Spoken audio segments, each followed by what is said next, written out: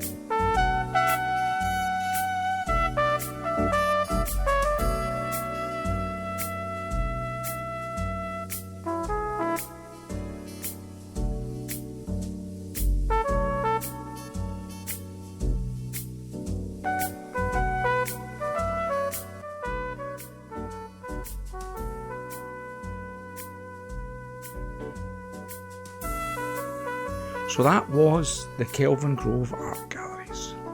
One of the most spectacular buildings I've ever been inside. I hope you enjoyed this one and that you managed to make it as far as the end. As I said at the start, everyone expects it to be some just stuffy old boring paintings by some old guys, and then you walk in the front door, see an elephant, a giraffe, a spitfire hanging from the ceiling, and an Egyptian mummy. Now that certainly is a mixed bag for any art gallery. I never showed you all the exhibits. Why? Well, because you should, if you have the chance, visit it yourself and enjoy it. If you live outside of the UK, you'll probably just have to make do with my wee film. Now, I did enjoy most of the art on display, especially the more, how should I say, modern art, although most of it was painted in the 1920s or 30s, so it's hardly modern now, but it must have been groundbreaking when it was first unveiled. I remember seeing my first Kandinsky picture and I thought, wow, that's pretty cool for the 1960s, when in fact it was done in the 1920s. I guess they must have hated it at the time, but like all great art, it has passed the test of time and it's a classic now. Speaking of time, looking at the big clock on the wall, it's time to go. So until the next time, remember to subscribe to my wee channel. Bye for now.